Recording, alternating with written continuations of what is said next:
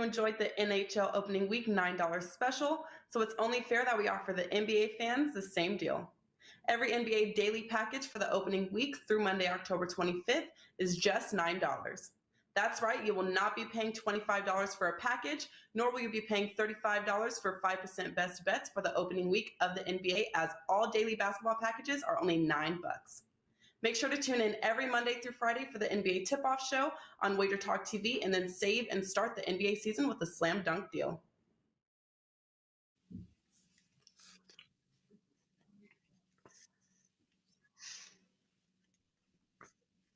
It is Thursday, October 21st. Guys, we have 10 games on tap for tonight across the NHL.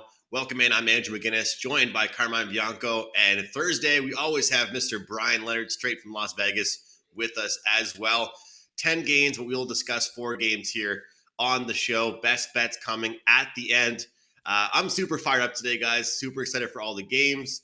Super excited for many different reasons, but directly after this show ends, I am taking the drive and I am getting a 8-week-old golden retriever. So I'm going to be excited to talk hockey with you guys, but in the back of my mind, I'm just super excited to go get a puppy.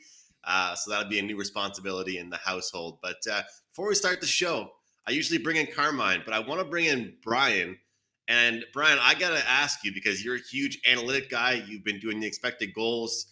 And I made a tweet yesterday, and it might have looked like I was complaining, and it sort of is complaining, but let's be honest here. So far this year, a lot more than usual, we've seen teams get dominated in expected goals, dominated in shots, dominated in possession, and right now, underdogs are doing great to start off this season. Yeah, it's one of those years that I was talking to Carmine off air. Same thing happened to me last year. I started off slow and fought back and had a really good season. Yeah, it's strange what's going on early in the season. I think a lot of teams are more prepared than others at this point, as opposed to just going out and taking the team with the best value, the team that has the better talent. It's some weird results so far this season. Who would have thought some of these teams like a Buffalo would be 3-0 at this point? And you look at other teams that have really struggled, but it's all small sample sizes. But when you start the season, everybody pays attention to it. If it happened midway through, it's no big deal. But when you wake up and you see these teams like Buffalo doing really well, you think, what the hell's going on? Well, that's just the way it is. It's just a small sample size, but it's really brought out to your attention early in the season. Well, absolutely. Just like Carmine was saying yesterday, it's all about the variance, and it'll all level itself out. That's definitely for sure. On the topic of mentioning certain things on this show, I didn't want to forget, I lost my 5% play yesterday. The streak is over. The playoff run is over. Now 11-1 in the MLB playoffs. But somebody that didn't lose their 5% play, Mr. Carmine Bianco. I told you guys, play Carmine soccer action. You got it done, Carm. Congrats. Yeah, Andrew, listen, impressive run. 11-0 to start the playoffs is fantastic. You lose a play, I get it. It's the overall record, I think, that is probably the most important as far as that goes. And you just start another winning streak tonight or this afternoon or whatever the next game is. So it's all good. Kudos to you on what a fantastic run. And yeah, the day started off great. It didn't end great. I can tell you that much. 3-0, including a 5% play, picked up like about 14 units in soccer in the afternoon. And then, I left a winning play on the cutting room floor with St. Louis that I liked and instead took the over in that game. And as I said to Bryan before the show, at the end of the first period, I stopped watching. Even at 1-0 and a lot of game to play, you could tell the way those two teams were playing that we weren't going to see some goals. Robin Lehner was on his game, as was Binnington. And, the Blues, ultimately, I checked this morning, the Blues end up winning. I left one on the cutting room floor. But we will get back at it. It is a grind. And like you said, with the variance, I said it when I went 21-2, 1 month in NHL, that I'm not that good. No one is 21-2 good. Variance will kick you in the butt. And it did the next month. So we'll grind away. We'll get the wins. And one other thing before I throw it back to you, Andrew. A couple of guys mentioned in the chat yesterday or in the comments later, I'll fix that graphic or we'll get it fixed. Columbus is not 3-0. They are, I believe 1-1-1. I believe, but we'll get that graphic fixed. I think I erred on that one when I sent some of the information in. So apologies, and we'll get that fixed. Andrew? Well, I think you were just testing out our audience there, Carm. I mean, how many comments did we get about that? It seemed like, yeah, people were right on the ball. They were pretty sharp with that. So, audience passed the test, and we're good to go. Today's games, guys, Colorado, Florida, huge game to discuss. Two great teams, Rangers, Nashville, Carolina at Montreal, and the Capitals at the New Jersey Devils. Carmine, I'll start with you. Huge game on tap. We'll start with the biggest one, probably the game of the night here with Colorado and Florida. Right now we have Florida minus 115. Short dogs here for Colorado. Puck line, though, minus 1.5, plus 190. Total sits at 6.5. And it's not often, Carmine, that we see Nathan McKinnon go -4 in a game. That's what he was in his return after testing positive for COVID there. He's usually a player that can bounce back, but can the Avalanche bounce back against a tough Florida team? I think he might have been, we'll have to check that, Andrew. I hate to correct you. I think he might have been -5 in that game. I think that's what was reported on the NHL.com, but they could have got it wrong as well, too. I think, regardless, -4, -5, -4, -5, either one is not good when you lose to 6-3. It just shows you that their top line was absolutely dominated. And their power play is only 1 for 11 thus far in the season. Still early, and it's like I said, it's going to even out. That power play is going to score. There's too many assets on that team. The one thing is we talked about in our preseason show the goalie carousel this year, and it's trying to get some of these goalies straightened out. And then you've just even seen someone like Spencer Knight, who has a very good game in his first start of the year against Tampa Bay, stops 30 shots, and it's Bobrovsky in net tonight. They go back to Bobrovsky. I get it. You know what I mean? They're 3-0. They're toying with these goalies, but I would have liked to have seen Spencer Knight in goal tonight with Bobrovsky. I'll tell you, I at some point this Colorado team has got to start winning. I love Florida, excuse me, and this could be a Stanley Cup preview. As much as you may not think these are two very good teams.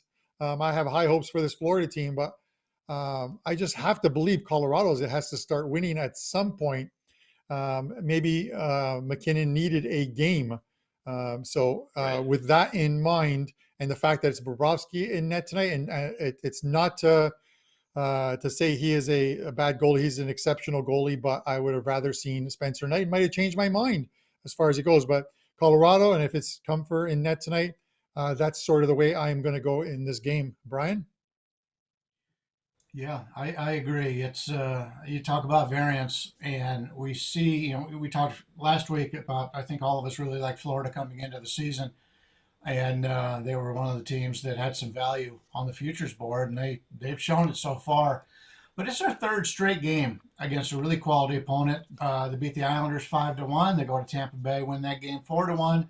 Now they play Colorado before they get to play two teams that I don't expect much of this year, Philadelphia and Arizona.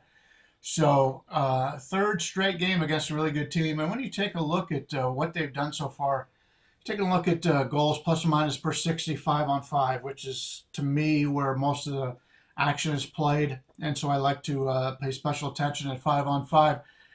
They're number one in the league at 3.68, more than average. So they're at 3.68 a game. And the next closest is the Devils at 3.15. So you see Colorado, a team that's going through a lot of injury concerns, a lot of COVID concerns, are not playing well. And yet the line in this game in Florida is about a pick 'em. If you were just going off of what you've seen so far this season, this is a steal on Florida. But we all know that this is a game where there's a lot of luck involved, and there's a lot of parity throughout the league. And when you look at it from a must-win situation, this is as an early must-win situation as you can get out of the Colorado Avalanche. They got to be able to show they can beat a quality team. They have not played well. Even their goals plus or minus per 60 is minus 1.38 a game. But if you take a look at their expected goals, they're actually plus on expected goals, plus 0.15. and expected goals per 60 on 5-on-5. So the luck factor has been against Colorado so far. Florida's played great, but they've been very lucky. I think the line in this game tells you a little bit because, like I said, if you just take a look at what they've done, Florida should probably be about a 130, 140 favorite here. But we all know that that's not going to happen. Everybody would jump all over Colorado, not only because of their name and their success in the past, but because of the way they've started this season. So I like Colorado in this game. I think the line tells you something here. And even though I lost on them last time they were out, I have no problem bouncing back on them. Great stuff. Both Carmine and Brian looking towards Colorado. And guys, total's at 6.5 here, but I wouldn't look anywhere else but the over in this game. I think Florida's corrected their goaltending. Seems like they finally have found some consistent goaltending. Like Carmine mentioned, they're going back and forth, not sticking with one guy from what seems like, a couple games in a row. It's always going to be switched up. But Colorado, the biggest thing I keep on saying with them is that when you have so many defensemen that jump into the rush, it helps you offensively, but also hurts you on the back end. They don't really have that many people that are stay-at-home defensemen. These guys are getting scored on left and right because teams are counter-striking them. It's just like in soccer. If you jump up in the rush, you get caught off your back line. That's what's happening to the Colorado Avalanche right now. So I actually have a lean towards the over here.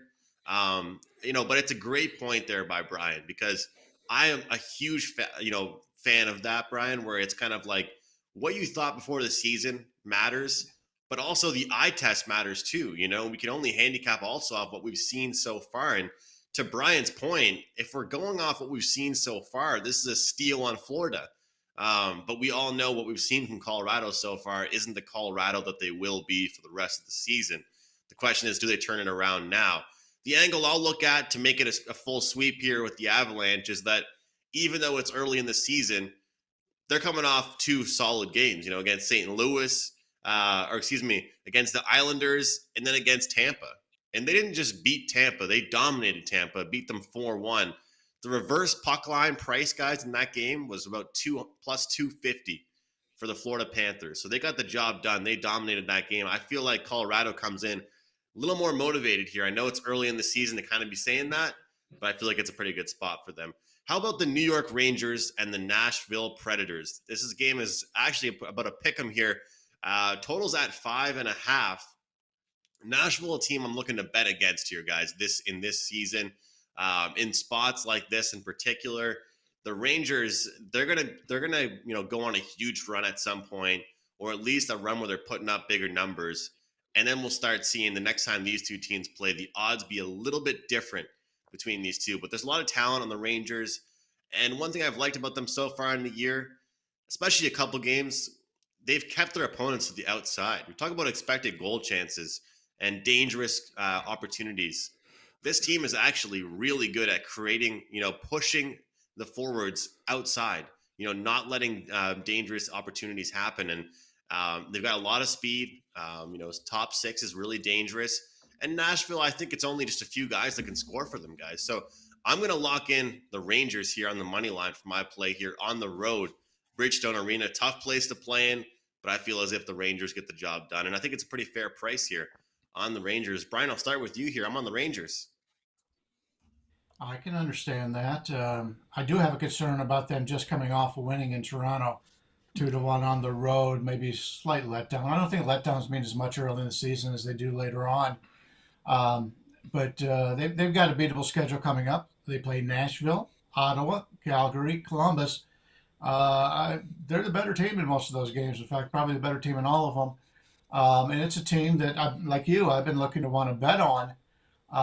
When you take a look at their goals plus or minus per 60 on 5x5, it's pretty equal. They're at 0.03. Predators down 0.19. But the only concern I have here is when you take a look at expected goals percentage on the season, the Rangers are 23rd. They're 45.53.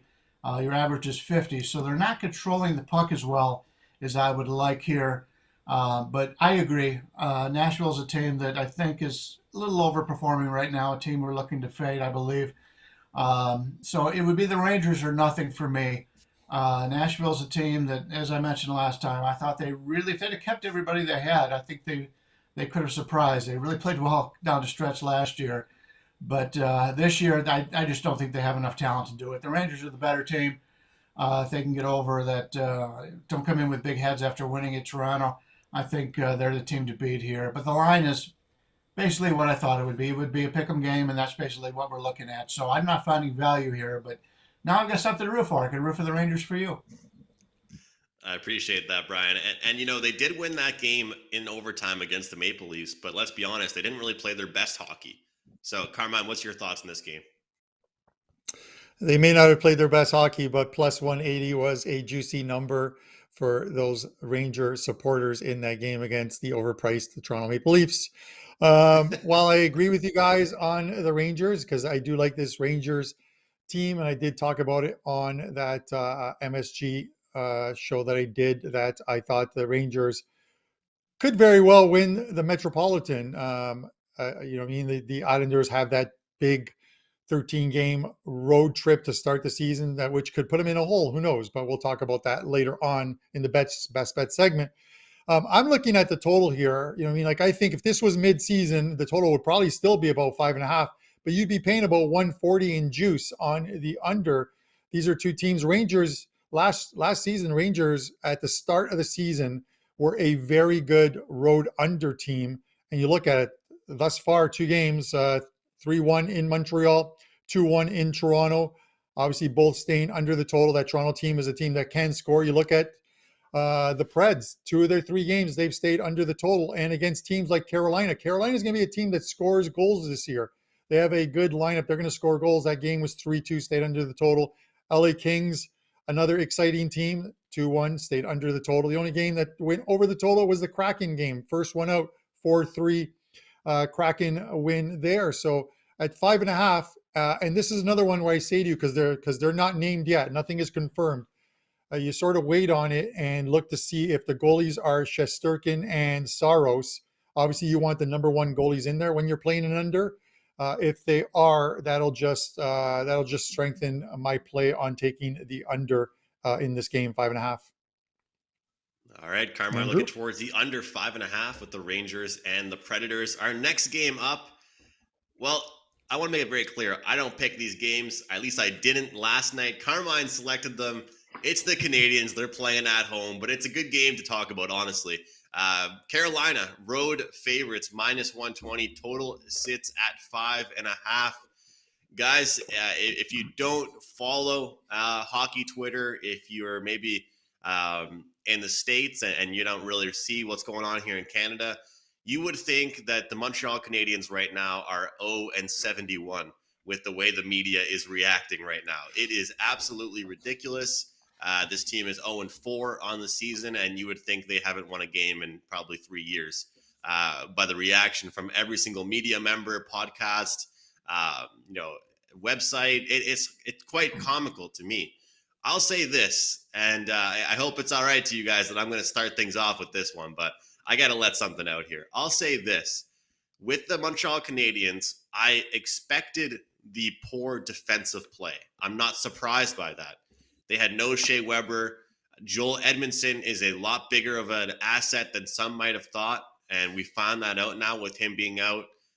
He's announced he's going to be out longer. He's taking care of his father, dealing with some health issues. Also losing Philip Deneau, number 1 center, a guy that couldn't score for the life of him, but would shut down every single team's top line. He's no longer there with us. So when you look at this team, they're made up of a lot younger of pieces, faster pieces, and potentially goal scorers, but not defensive players. Here's the thing, though. The Canadiens can't score for the life of them. So I figured they'd be an over team, and I took the actual under in the last game against the Sharks. Guys, that game had 3 goals in the first period, and it stayed under because the Sharks won 5-0 in that game. Now we have a dangerous Carolina Hurricanes team that it seems like there's been a little bit of a rivalry built up with somehow. Jesperi Kotkaniemi gets claimed, gets offer sheeted by the Hurricanes from the Canadiens. He makes his return back to the Bell Center. When I look at this game, there's nowhere else I can go besides the over 5.5. Brian discussed it. And that's what I'm using, the eye test. I'm using the eye test. I'm using what we've seen so far on the season. I figured coming into the year if they would be an over team. And the old-fashioned Montreal identity would be, they're going to go out there and swarm their opponent, play great defensively, and try and win a 2-1 hockey game, just like they did in the playoff run. They weren't going to beat the Leafs or the Vegas Golden Knights by going goal for goal with them. But I think in this instance, they're going to have no choice. So give me the over 5.5, and Carmine will send it over to you. Yes, ringing doorbells. Amazon has arrived at the house with a package. But with that said, yes, I do pick the games that we overnight that we are going to do, and I drop them into our company chat so the guys who are on the show, like Brian, know what we're going to be covering today. And originally, I had spelled Montreal with 4 L's at the end of their name, but then I dropped 3 of them to not rub it into Andrew. It's kind of like, my friends, I'm a Buffalo's Bills fan, and when they lost that 4th Super Bowl, they spelled Bills with 4 L's instead of 2. It happens. As far as the game goes, listen, I got to agree with you on the over, but I think most of the goals are going to come from the visitor's point of view. Carolina, in this game, it's looking like it's Anderson and Allen right now, and it's the return of, as you said, Kotkaniemi. To your point of Montreal, there's Montreal is the team in Montreal as far as the Canadiens go.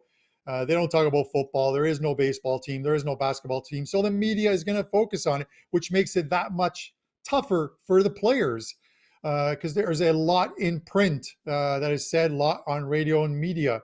So it is tougher. They talk about Toronto being a big media thing and the pressure on the players, Montreal, just as much when you only have one sports franchise there, putting aside the whole CFL thing.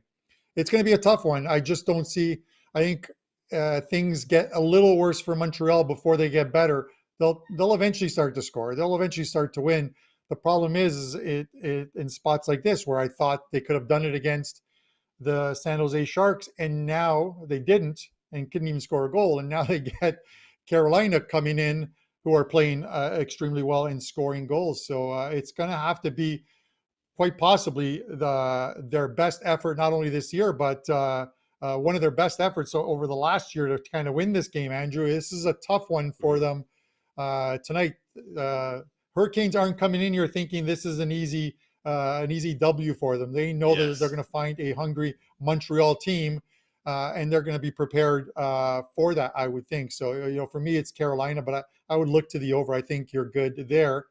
Before I throw to Brian, I want to mention our Tuesday regular, Don Buster at Sports Memo, has a 5% play up tonight in the NHL, his first one of the season.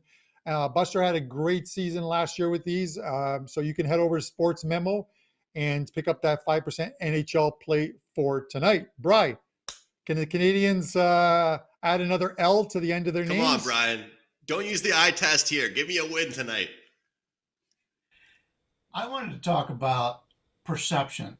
And if you take a look at this line, if you've seen these two teams play this year, we kind of touched on it in an earlier game. Carolina's looked really good. We thought they were going to be a pretty good team. Montreal, as you mentioned, they scored 3 goals on 5 in 4 games. Why is Carolina a 120 favorite? If you're a novice in this, you're looking at this game and go, this is free money. Carolina against this Montreal team who can't even score. Nobody gives them any credit. The way they play, they were a fluke last year, all that. Betting's not that easy. And I always like to align myself with the team who are playing with a purpose.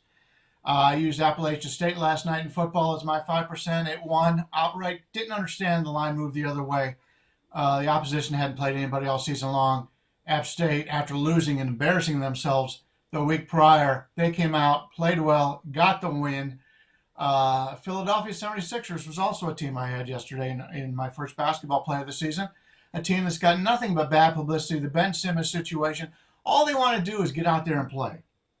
We'll probably see it tonight with the Cleveland Browns, a team that all the starters, basically all the quality starters, are out of the game. They're playing on national TV. These backup guys got a chance to get out there and prove themselves. Nobody's giving them any credit. The line went from 6 down to 1.5 or 2. Would not surprise me at all if the Cleveland Browns come out and play a quality game tonight. Montreal, this is a situation for Montreal. All they've heard, as you both talked about, is all the pressure on them. It's sort of like being in obviously Montreal's not New York, but when you play in New York, you got to have tough skin. And when you're playing with a team in that city where you're the only team out there, it's like San Antonio with the Spurs. If you're not playing well, the local fans and the local press is going to give it to you. The last thing you want to do if you're Montreal is to come out lackadaisical. We'll see how this goes on once the game starts. But out of the two teams, who is going to play with more energy tonight? We know it's Montreal. I agree with Andrew here. I think this game is going to go over. I still have major concerns about the Montreal defense and goaltending, but this team is much better than what they have been scoring goals. You take a look at the expected goals and everything. Sure, that hasn't been pretty, but it hasn't been this bad. So you're getting some regression coming for Montreal here. I think Montreal will take it to the wire, and I think the better play is the over here. They're the team that's going to be playing harder. And if you're getting the team playing harder in the underdog role, offense is the way to do it. They just don't have the players defensively. Offense, I think, is the way to go in this one. I like the over. I'm not a major totals guy, but this is a good spot for the over. Great stuff, Brian. And first off, congratulations on your 5% play last night. And I definitely respect your take on that, because I think that sometimes teams that are injured or going through a hard time, if you can find the spots, they're the team to bet on. The one problem I have with the over, guys, that worries me just a little bit, is that although we think there can be some goals tonight, the leadership core has struggled. There's no Price, there's no Weber out there, right? So everyone's trying to be a leader, Brendan Gallagher and some of these guys, right? And the problem is every single quote they said was pretty much about their effort defensively. So that's kind of the only, if you're a huge quotes guy, you might not like that. But in my opinion, no matter how this game goes, no matter how great defensively they play, I think we see at least 6 goals in this contest. Our last game on the dock here tonight, guys, our last game here on the show before we get into some best bets and promotional stuff. Washington, they visit New Jersey. They are road favorites at -115. The total is 6 in this one. And how about the start from Jack Hughes for this season? Looked great. Had a great overtime winner early in the season. And he gets a tough hit against him. He is listed as out for tonight at home. Brian just talked about it. I mean, looking at teams maybe where the supporting cast has to step up. A star player, a young player like Jack Hughes is out for them. But Washington, they mean business, Carm. I mean, I feel like every year over the past couple of years, I've been wondering, okay, when is this team going to show some regression? When's it going to happen? When's it going to come? They just scored 6 goals against Colorado. They competed against Tampa. They dominated New York. I'm not ready to count out this team. And from the simple eye test form, I think we're getting a great price here on Washington. And I don't think it's a great spot to get around New Jersey without their best player. I feel like they're going to miss Hughes big time, Carm.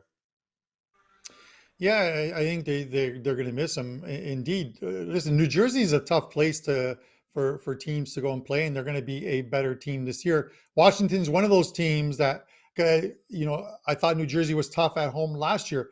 Washington's one of those teams that they just travel well. When they go to New Jersey, they play extremely well. I think they won 4 of the 5 games played in New Jersey during last season, losing only the I think it was the final one, I believe, or no, they won all 4 and lost a preseason game.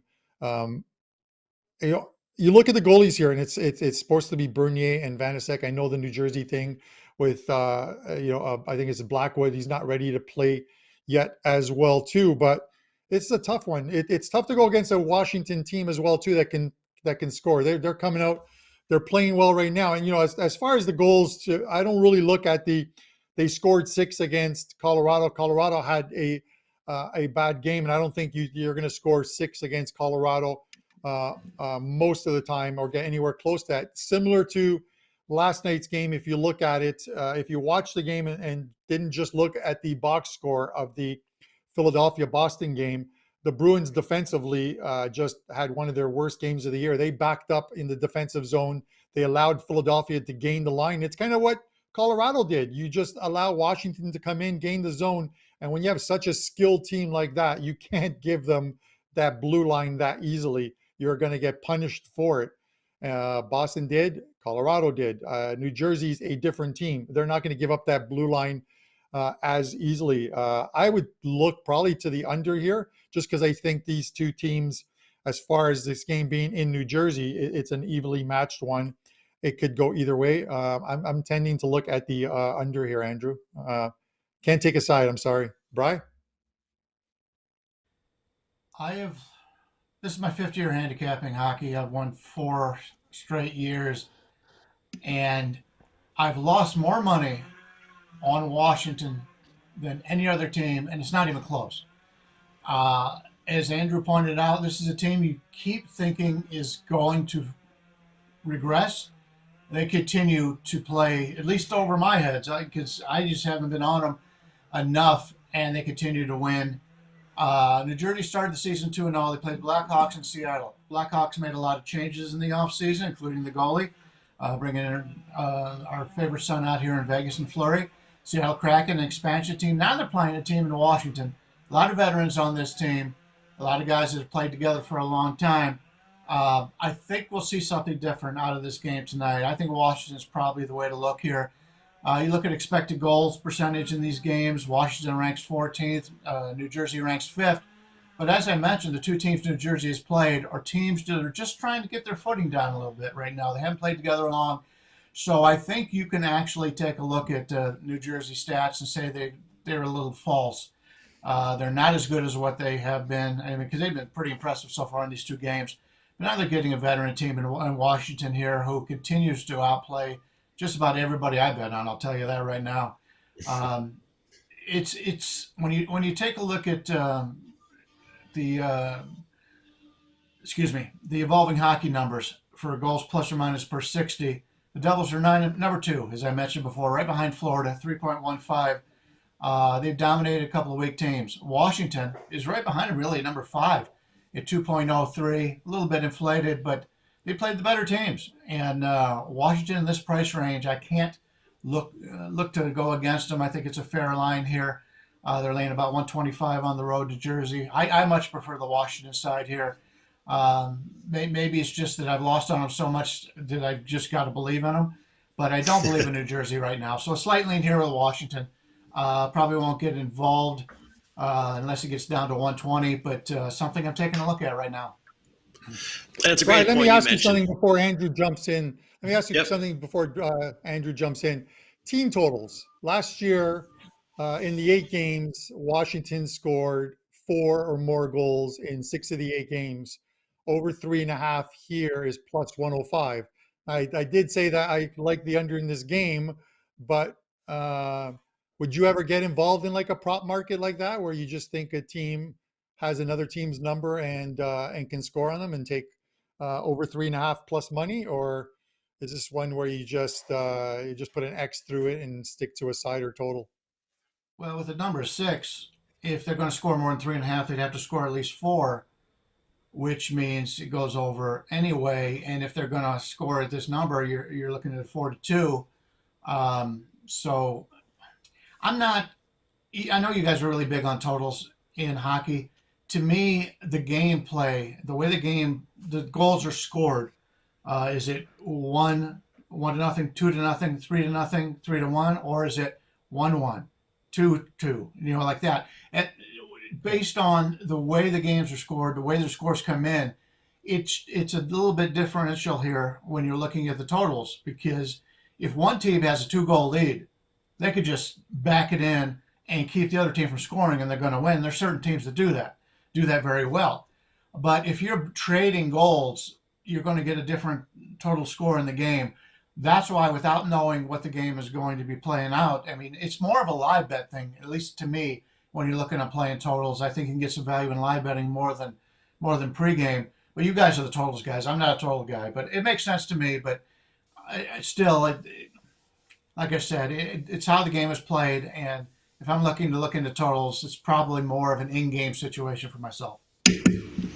I'll tell you what, Carm, my favorite thing about team totals is if you take a team to hit their team total over and they end up losing that game, but you win your wager. That might be the best team total feeling ever, when Yeah, you're in well, that situation. you look at it, Washington did lose a couple of games. I think last season, I think I had the stats up there. I think there might have been like 5-4 games against New Jersey or what have you.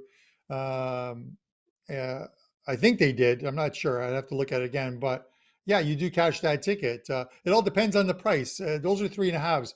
I prefer the 2.5s more than I do the 3 if I don't have to pay a lot of juice on them. I can pay like $1.30, $1.35 on the juice on an over 2.5 on a team that I know can score some goals, even if the total's 5.5, and that's where you usually see it, and not a 6. I'll take those ones because in those 2-2 type games that go to overtime, let's say you win it in OT, that's a team total goal for you, and you're cashing that ticket. Yeah, especially with the 5.5s, I find you can just take the side out of the equation and just hope that one team gets you 3 goals. But let's jump into our best bets. Actually, I think 4 great games today to discuss. Hats off to Carmine for picking these games. 4 interesting games and unique in their own ways. Some injuries, some good bet on spots. So we hope you guys got some good info from us. Now it's time for some show best bets. Make sure you guys can find us all over at WagerTalk.com. Drop a like on this video. I don't really ask that much of you guys, but check it out. Over at WagerTalk.com.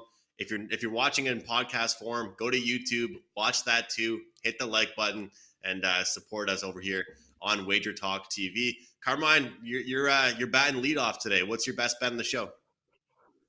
Batting leadoff. All right, I will go a couple ways here. First of all, 3 plays up today. Goes at 12:45, the first game in Europa League action, 3-0 yesterday, including a 5% winner. So head over to WagerTalk, and you can still get a 7-day all access for only $69 if you use coupon code CL50. That's for me on my page at WagerTalk. I'm going to go with this Islanders Columbus game. I talked about this is game 4 of 13 on the road to start the season for the Islanders before they return home to open up their new stadium, the UBS Arena, in November. So it's a tough road trip for this team. They're 1-2 thus far. But I'm going to keep it simple in the sense of they are a better team than Columbus. This might be the square way of looking at it. They are a better team than Columbus. This is a game they should be winning. They've started off with a tougher schedule, playing Carolina, playing Florida, and then they got to win in Chicago. But you look at Columbus, slightly easier start to the season. Arizona, who is 8-2. Carter Hutton, he's you might as well put a cardboard goalie in net there. The Seattle Kraken in the next game, and then they lose to Detroit. So this is a tougher game for them. A good coached team with Barry Trotz behind the bench. Give me the New York Islanders as the show best bet -140. Bry? Talked about this game a little bit earlier ourselves in Colorado and Florida. Colorado's a team that's got some positive expectations coming behind them. They are a beat-up team. There's no doubt about it. Florida's a team playing terrific ball right now or terrific hockey right now. And if they come out and win this game, so be it. They continue to play well. It's a good hockey team. But from a standpoint of a team that really wants to win this game and is going to come out with full guns blazing, that'll be Colorado. So I'll take Colorado here. Slight underdog in this game. I think it was 102 or something like that, a favorite. But I do want to point out that, once again, Buster, his big 5% play has been very good on these hockey plays. His 5% plays have been terrific. He didn't make the mistake of telling us what the play is. So if you want to save some money, you can PayPal Bryan Leonard at no, actually, actually we're all rooting for him with his big 5% play. I'm sure we'll all join him on that. That is a great classic. That's classic. Thank you. But good luck to everybody, and I'm going to go with Colorado today. All right, we got the Islanders from Carm, Colorado from Brian. My best bet's going to be a game that we didn't talk about on the show today, and I'm rolling with the Ottawa Senators on the money line. They're playing the San Jose Sharks, and the Sharks, well, we all know which team they just dominated, so I watched that game. I saw what happened, but I don't think the Sharks can do that in back-to-back games. I feel like this is one of those spots where I'll be looking to back the Senators throughout the year. We got a team from the West Coast out east, feeling good about themselves after a big win. Their opponent didn't even get a goal. And now you got a young, hungry Ottawa Senators team with a good goaltender, waiting for them to try and kind of bring them back to reality a little bit. So I'm going to go ahead with the Ottawa Senators on the money line at a great price here against the San Jose Sharks. Guys, you can find my MLB action up at WagerTalk.com and a full package of NHL stuff up at WagerTalk as well. Diving into the prop market quite a bit this year, guys. Shots on goal, goal scoring props, player points, all that good stuff. So I'm on the Ottawa Senators -110, Islanders -140 for Carmine, and Colorado -102 for Mr. Bryan Leonard. Make sure you guys check out Buster Sports over at sportsmemo.com. Love the joke there from Brian. We didn't get his PayPal, so unfortunately we can't send him any money. But check out Buster's play, guys. And on behalf of Carmine, Brian, our producer Dan, I'm Andrew, and we'll see you guys tomorrow. Thousands of you enjoyed the NHL opening week $9 special, so it's only fair that we offer the NBA fans the same deal. Every NBA daily package for the opening week through Monday, October 25th is just $9. That's right, you will not be paying $25 for a package, nor will you be paying $35 for 5% best bets for the opening week of the NBA, as all daily basketball packages are only $9. Make sure to tune in every Monday through Friday for the NBA tip-off show on WagerTalk TV, and then save and start the NBA season with a slam dunk deal.